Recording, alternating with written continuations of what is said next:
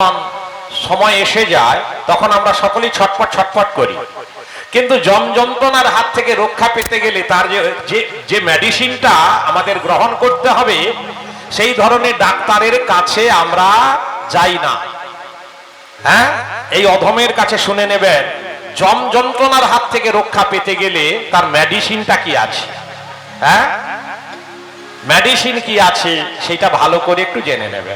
ঠিক আছে, যারা দূরদর্শনের মধ্যে শুনছেন তারাও শুনুন, যারা আমার সামনে বসে আছেন মায়েরা বাবারা অজস্র ভক্তবৃন্দ সবাই শুনুন। তাহলে সমন দমন রাবণ রাজা, রাবণ দমন রাম, সমন ভবন হবে না গমন, যে লবে রামের নাম, রামের নাম।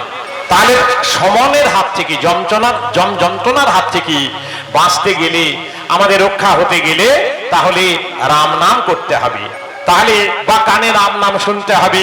অনেক প্রমাণ আছে, একটু একটু করে বলবো, সময়টা অনেকটা পাবো আশা করি। আকাশে একটু বরুণ দেবতা বাড়ি বর্ষণ করছেন, রাত্রিবেলা ভালোই গরম ছিল, তার কাজ তিনি করবেন। কারণ পৃথিবী যখন উত্তপ্ত হয় তাকে শীতল করার জন্য, তাকে বাড়ি বর্ষণ করবার জন্য তাকে দায়িত্ব দেওয়া আছে, যে যার ডিউটি সে পালন করছে। ঠিক আছে, আমরা গান গাইতে আসছি, নিতাই বাবু বলেছেন যে 2টোর সময় গান গাইতে হবে, ঠিক আধ ঘন্টা আগে পৌঁছে গেছি, আমি আমার দায়িত্ব পালন করছি। প্রাণ যাবে তবু বচন যাবে না, কে কথা তো ঠিক কথা, প্রাণ যাবে তবু বচন যাবে না, কিন্তু আমরা সেটা আমরা ভুলে গেছি।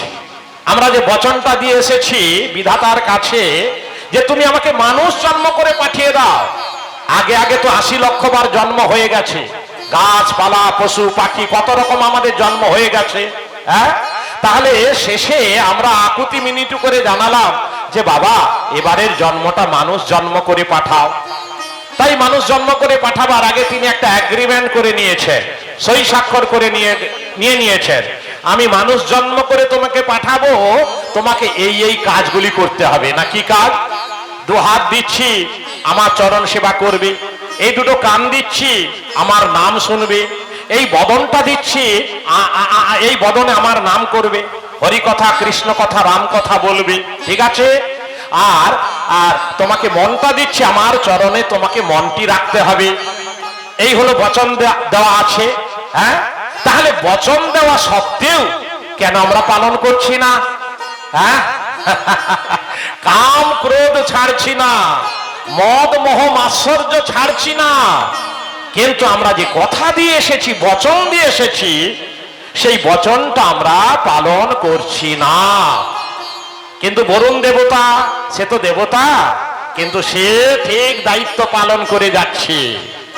গরম হয়েছে, সেখানে ঠান্ডা করতে হবে, কেমন? তাই ঠান্ডা করে দিচ্ছেন। কালকে মহাপ্রসাদের ব্যবস্থা, আজকে এই প্রকৃতিকে একটু যদি শীতল করে না রাখা যায় তাহলে কালকের ব্যবস্থাটা খুব গোলমেলে হয়ে যাবে, প্রসাদ পেতে অসুবিধা হবে। তাই বরুণ দেবতা তিনি তার কাজ করছেন, আমরা আমাদের কাজ করব। যে কোনো মুহূর্তে শীত গ্রীষ্ম বর্ষা যে অবস্থায় হই না কেন, কানে শুনবো মধুমাখা কৃষ্ণ নাম, মধুমাখা রাম নাম, হাতে করব প্রভুর সেবা। সেখানে হরিনাম, অখণ্ড হরিনাম চলছে, তারা কিন্তু বন্ধ করছে না, অহরহ চালিয়ে যাচ্ছে। এই বাবারা আসছেন টিভিতে, যারা ঘর থেকে বেরোতে পারছেন না, ঘরে বসে বসে আমিও শুনছিলাম, খুব ভালো লাগছে। হ্যাঁ, এই বাবারা তারা চালিয়ে যাচ্ছে এই টিভি পর্দায়, সবাই বাড়িতে বসেও অনেকে দেখছেন। হ্যাঁ, তাই যে যার দায়িত্ব সে তার পালন করবে, এটাই তো ধর্ম। হ্যাঁ, তাহলে জেনে নিলেন যে আমরা মানুষ জন্ম পেয়েছি, আমাদের কর্তব্য কি, করণীয় কি, আমাদের দায়িত্ব কি। বেশ, যারা বাড়িতে বসে আছেন শুনুন, তারাও শুনুন, এখানে যারা আসছেন তারাও শুনুন। চলো এবারে রামায়ণ পর্বে আমরা চলে যাচ্ছি।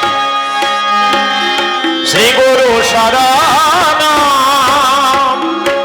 গৌর শরণ, ঠিক আছে বাবা।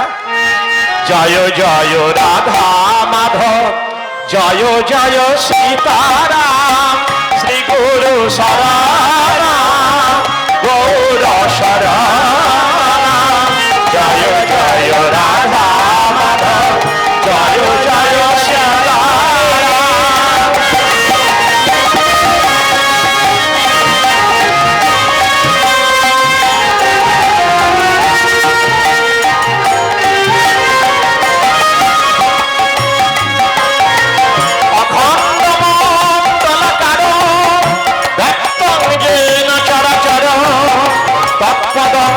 শীতক যেন তস্মৈ শ্রী গুরবে নমঃ।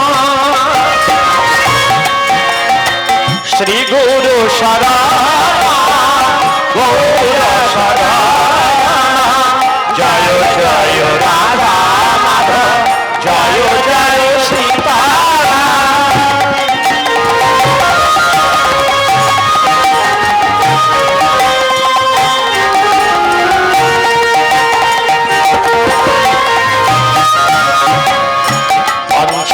কল্পতরুভ্যশ্চ কৃপা সিন্ধু ভয়বচ পতিতানাং পাবনেভ্যো বৈষ্ণবেভ্যো নমো নমঃ।